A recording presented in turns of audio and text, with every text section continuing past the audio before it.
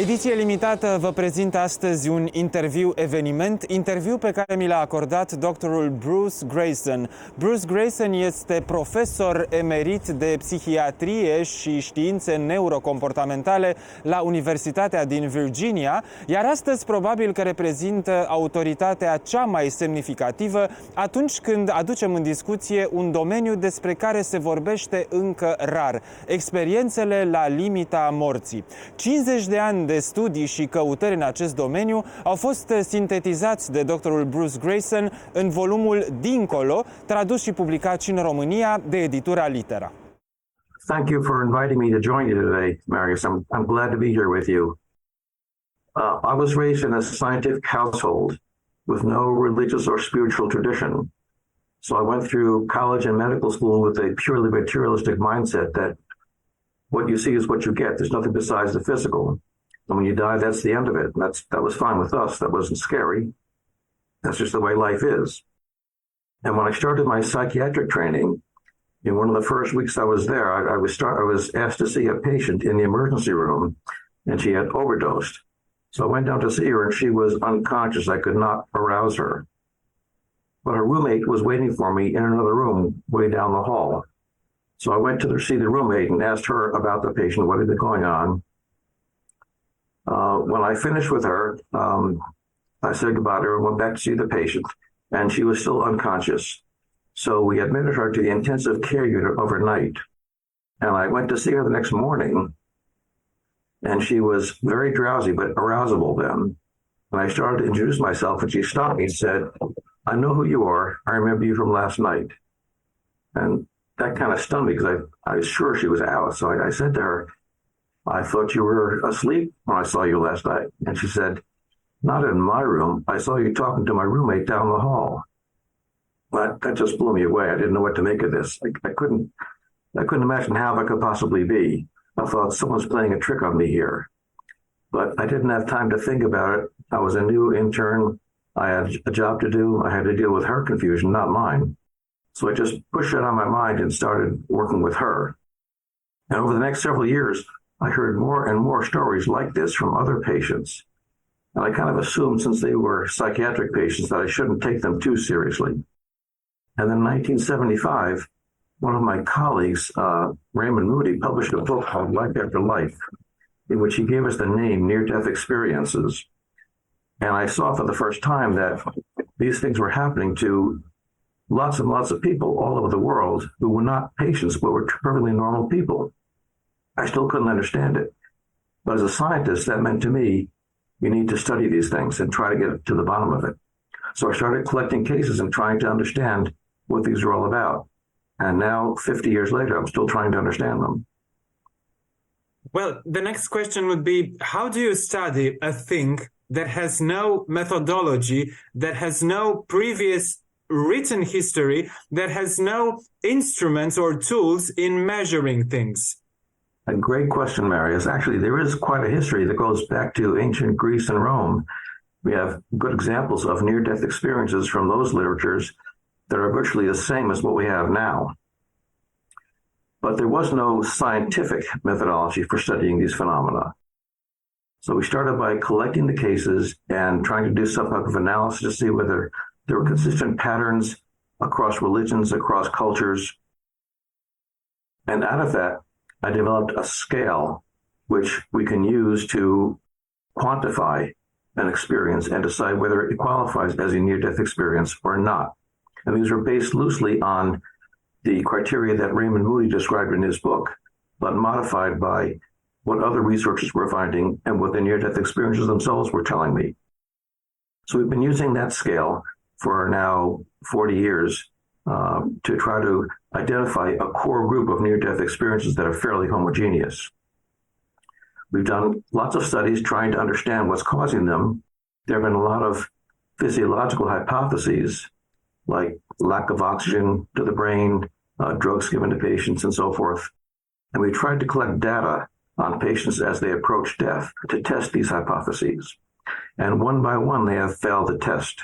But we're continuing to look at different causes and different after effects of the near-death experience.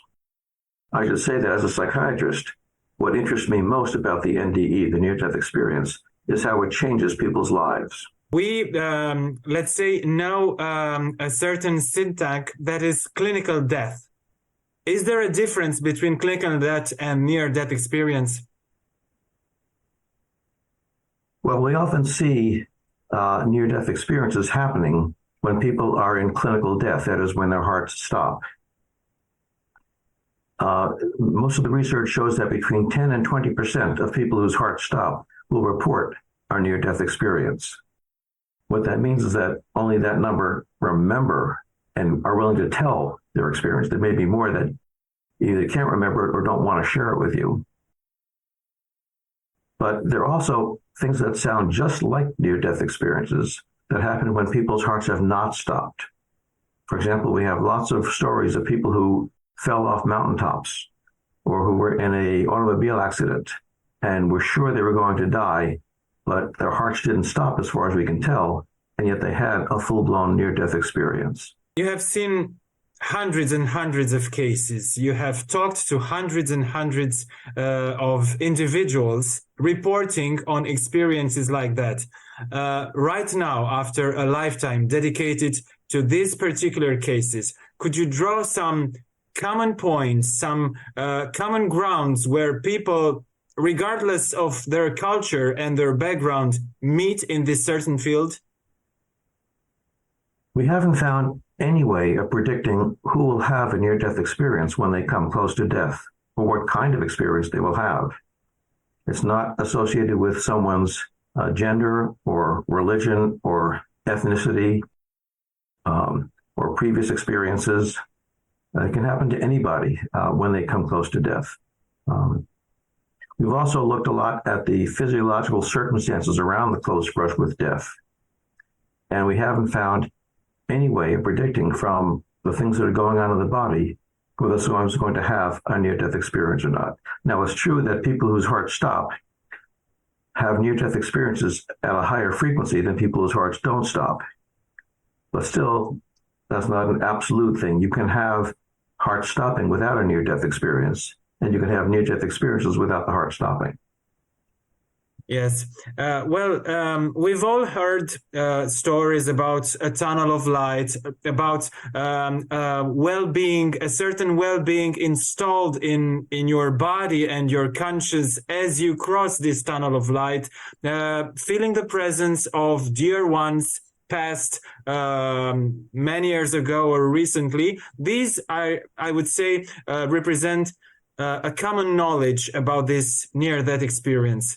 Well, of course, you, as a doctor, as a scientist, you are skeptical by definition. Yes. Well, what made you be, let's say, less skeptical towards these accounts? Well, I hope I'm still skeptical. I think it's helpful to constantly be questioning not only other people's beliefs, but your own as well. But I'm gradually becoming convinced with more and more research that the simple physical explanations we were hoping for are just not going to be there. There are too many things that happen in a near-death experience that we just can't explain. For example, many people, when they have a near-death experience, claim that they leave their physical bodies.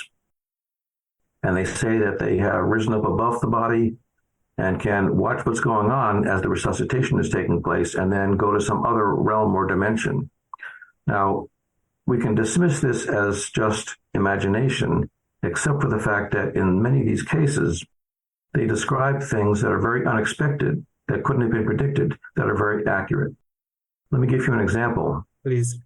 One fellow I knew was in his 50s, had a severe heart problem, and he had quadruple bypass surgery. That's open heart surgery with 4 vessels around the heart had to be replaced.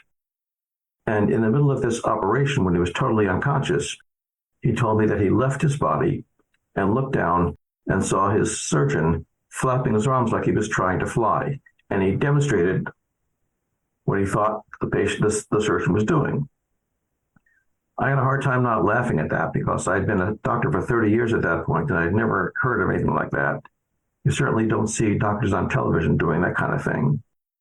So I told him, this sounds to me more like a hallucination from the anesthesia. And he said, no, I really saw it. Ask my surgeon about it. So I did. I asked the surgeon, and he sheepishly said, yes, I do that. I've never seen any other surgeon do it. But I let my assistants start the operation while I put on my sterile gloves and gown, and then I go into the operating room and I watch them for a while. And I don't want to risk touching anything that's not in a sterile field. So I put my hands on my chest where I know they won't touch anything. And I point things out to my assistants using my elbows so I don't accidentally touch something. And he illustrated just the way the patient did. Now, I don't know how he knew that, but the patient somehow knew that, and he said he saw it.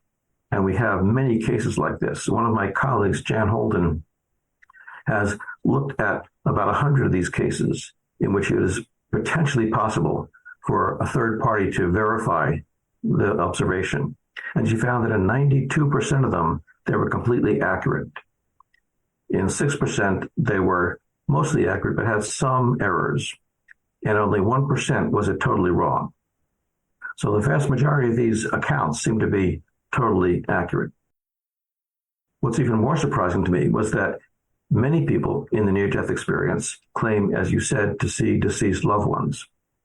And of course, the skeptics in us can say, well, that's just expectation and wishful thinking. Yes. You feel you're dying, you want to be greeted by deceased loved ones, of course you're going to imagine that. But we have many cases now where the individual in the near-death experience saw someone who was deceased, who was not yet known to be dead. And we have cases of this going back again to the ancient days. Pliny the Elder wrote about a case like this in the 1st century. One person that I studied, he was a engineer in his mid-20s, and he was hospitalized with severe pneumonia, and he kept having respiratory arrest where he couldn't breathe. And he had one young nurse who was working with him every day. And one day she told him, I'm going to take a long weekend off. There'll be other nurses substituting for me. So she went off. And while she was gone over the weekend, he had another respiratory arrest where he had to be resuscitated. And during that time, he had a near-death experience.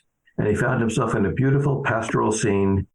And there, to his surprise, his nurse, Anita, came walking towards him. And he said, Anita, what are you doing here? And she said, Jack, you can't stay here with me. I need you to go back, and I want you to find my parents and tell them that I love them very much, and I'm sorry I wrecked the red MGB. And then she turned and walked away. When he later woke up in his hospital bed, he had a complete memory of this experience.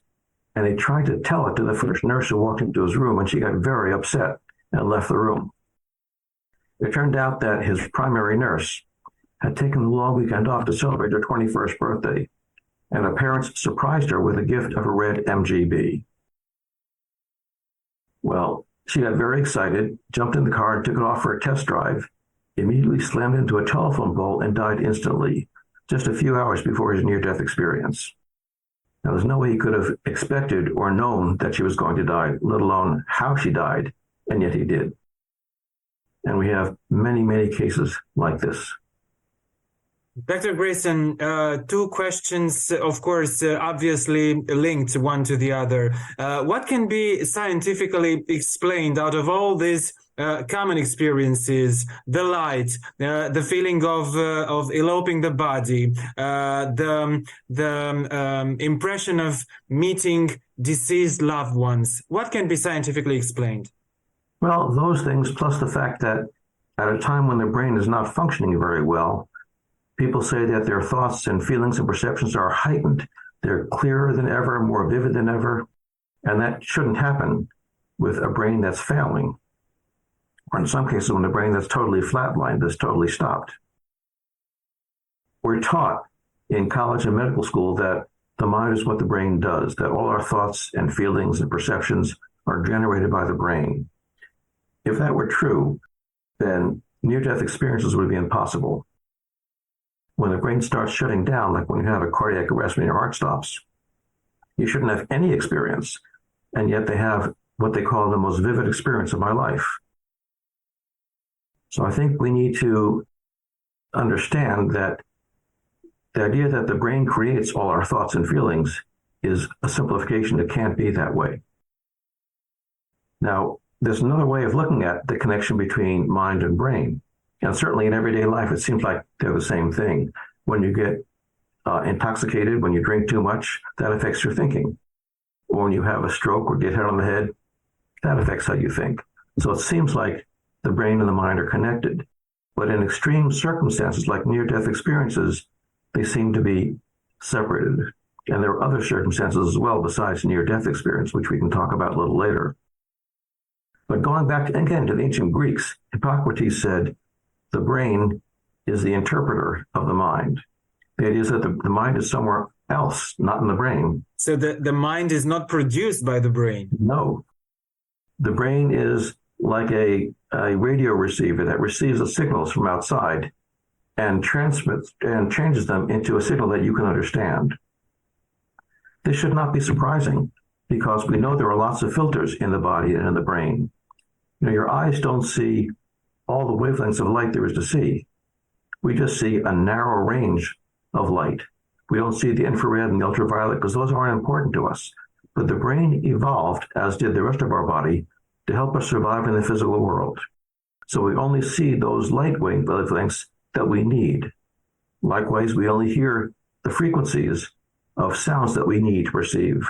We don't hear sounds that other animals do because they're not important to us.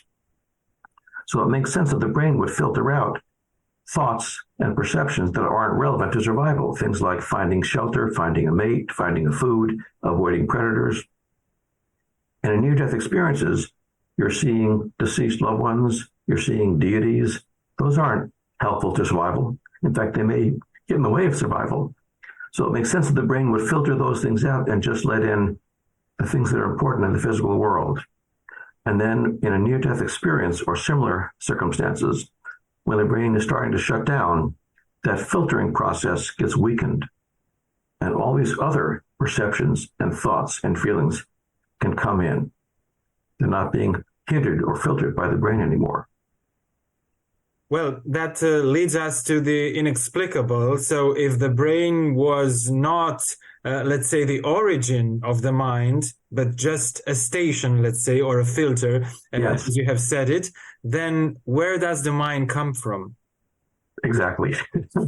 I have no idea. That's not a scientific question at this point. Yes, That's a philosophical question. But it may be that you can't ask where the mind is. If it's a non-physical entity, it can't have a location in physical space.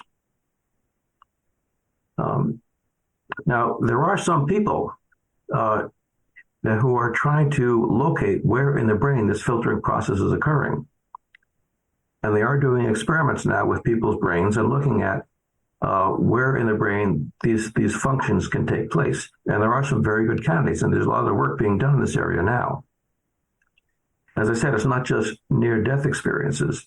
There's something called terminal lucidity, where people who have end-stage dementia, like Alzheimer's disease, and their brains have been deteriorating, and they can't recognize family or communicate, suddenly become lucid again, and they can talk and recognize family, and then in a few hours, they die. And we have no medical explanation for this. The brain cannot regenerate itself, and yet somehow the brain is releasing the mind to do these things. Likewise, we've done some neuroimaging studies of psychedelic drug use in the past 10 or 15 years. And what we find is that the more elaborate mystical experiences that occur with psychedelic drugs are accompanied by a decrease in brain function. Well, I suppose that for a scientist, for a medical doctor, as you are, there is this constant tension between explaining things or not having an explanation for some of the things, about being skeptical, as I was saying before, and also being obliged to pay attention to some things that are accounted to you and that have no reasonable origin, right? So how do you, your specific case, how do you adjust to always being on one side or the other one? Well, I try to be on both sides. I am, as you said, a skeptic, and I don't totally believe anything about this. It looks to me as if the data are showing that the mind is not part of the brain, but I can't say that with any certainty.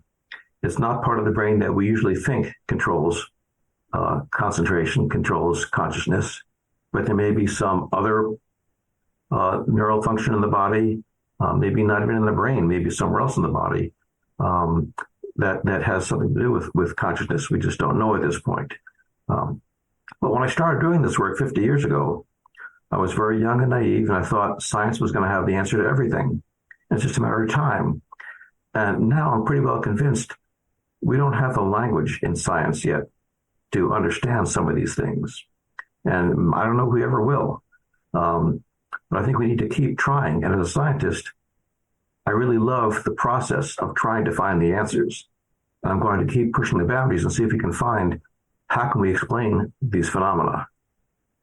Along the years, there's been also objection to your theories or to your field of studies and of interest. If you were to sum up some of these objections, where would they lead? Well, unfortunately, they're not very sophisticated, so it's hard to really engage with them. But most people who try to argue against these phenomena of the near-death experience end up saying, well, we can't explain these things you're reporting, so obviously they didn't happen. Either people are making them up, or you're making them up, or they're misremembering. If the brain produces thoughts, and you're saying you had these thoughts when your brain was stopped, well, obviously that didn't happen. You must have had these thoughts after the brain came back online, and then retroactively attributed that to the time when you were unconscious. It's like saying that you don't dream when you're sleeping. You dream as soon as you wake up. You make up a dream and then say, "Oh, that must have happened while I was sleeping." You know, I was thinking we are having this interview and we are talking as if we were in television. Actually, we are going to be there, but this should be groundbreaking because basically, we only need one evidence to have a whole chain of things that otherwise would have seemed impossible. And this opens up the question of life after death, of paradise, of hell, of resurrection, of everything. Why does this conversation, generally speaking, remains somehow hidden out of the public eye? Well, I don't think it is, Marius. I think things are changing. When we first started doing this work back in the 1970s, 1980s, no one had heard about these things. I hadn't heard about them before. So when we would talk at medical conferences about these things, there would be a polite silence in the audience. And now when we talk to the same audience, there are many doctors who stand up and say, "Let me tell you about my near-death experience." So it's commonly accepted that these things really do happen to people, and they have profound effects on people's lives. But there's still, of course, a lot of controversy about what causes them, what their ultimate meaning is. But I think they're becoming more and more common. You see them on television shows and movies, and people are much more aware of them than they were 30, 40 years ago. The majority of experiences accounted in your book as well are positive ones, are really pleasant experiences for those who go through them. Yes. Is there a reverse side? Are there also not so pleasant experiences? Of course there are. Of all the experiences we hear, the unpleasant ones are a very small minority. Most people who have done this research find that between 1% and 5% of near-death experiences are unpleasant. However, we know that these are very hard to talk about, and people who have frightening experiences are less willing to talk about them than people who have blissful ones. So there may be a lot more out there that we're just not hearing yet. We tried to look at what causes someone to have an unpleasant experience, and we just have not come up with answers for the most part. It's not true that good people have blissful near-death experiences and bad people have unpleasant ones. And that shouldn't be surprising because we have accounts from Catholic saints through the ages talking about the dark night of the soul. And they presumably were, quote, good people that had bad spiritual experiences. On the other hand, I've talked to people who were in prison for life for murder who had blissful experiences when they had a heart attack. So you can't say it's the kind of life you've led. We tried to look at what's going on physiologically with the people at the time, and we can't find an answer there. Now, most of these unpleasant experiences, when they describe them to you, they sound just like the pleasant ones, but they're experienced as frightening or unpleasant. For example, people may feel themselves being ripped out of their bodies against their will and thrust down a tunnel at blinding speed and so forth, and they're terrified of this. And if you spend time to talk with these people, these are mostly people who are in great need of being in control all the time. And they're very afraid of losing control in their lives. So when they have this experience in which you're not in control at all, that's frightening for them. And they try to resist it. They try to fight against it. And that's the unpleasant part, is the fighting. Because we see that some of them, they will eventually get exhausted trying to fight and will just surrender to it. And as soon as they surrender, it becomes a blissful experience. That's not the whole story, but that certainly accounts for some of the unpleasant experiences. Dr. Grayson, as I was saying in the beginning of our talk, this is probably the most intimate and life-changing experience one can have. How do you make them talk about it? Actually, most people who have this experience, they want to talk about it. They feel they've been given insight into what humans and life are all about. And they want to share that with other people. Of course, there are some who are afraid that people will call them crazy or not want to talk to them. So there are some people that don't share them. I've known some near-death experiences for about 30 or 40 years who I'm sure have not told me the whole story yet. They will tell me about leaving their bodies. And then maybe a year later, they'll say, well, now that I can trust you, I'll tell you, I saw my deceased grandmother as well. And then a year later, they'll say, well, now that I know you're not going to make fun of me, I can tell you, I also saw Jesus. And they go on, and I'm sure I haven't heard all of it from some of these people. And there are many people who have tried to talk about it and been told, for example, by doctors and nurses, oh, just forget about it. It'll go away. It's just the drugs you were given. And they're basically told, don't talk about this. Or people who try to talk to their family about it, and their spouse or their parents don't want to hear about it because it requires them to change their thinking as well. And it may go against their religious beliefs, or they just don't want to have to change their lives based on the new values the near-death experiencer has brought back. You are emphasizing the importance, the life-changing importance of a near-death experience. Well, let's see in which way such an experience influence the life of an individual afterwards. The most common thing we hear from people who have near-death experiences is that they're no longer afraid of death. When I first heard that, as a psychiatrist, I was worried that that's going to make people suicidal if I tell them that. So I did a study of people who made suicide attempts and then either had a near-death experience as a result of that attempt or didn't. And to my surprise, I found that people who had a near-death experience were much less suicidal afterwards than those who didn't. And when I tried to ask them to explain that to me, they said, well, I now see that there's a meaning and purpose to everything that happens. So the things my problems that used to make me want to just run away from life, now I know are things I'm supposed to learn from and grow from, not run away from. They also say that when you're not afraid of dying, you're also not afraid of living, because you're more willing to take risks, to live life to the fullest. And what's the worst that can happen? So you end up dying. That's great. So they end up enjoying life much more than they used to. Now, many of them also come back with changed attitudes, and they become much more spiritual. And by that, they don't mean more religious. They tend to become actually less devoted to any one particular religion and more aware of the truth in all religions.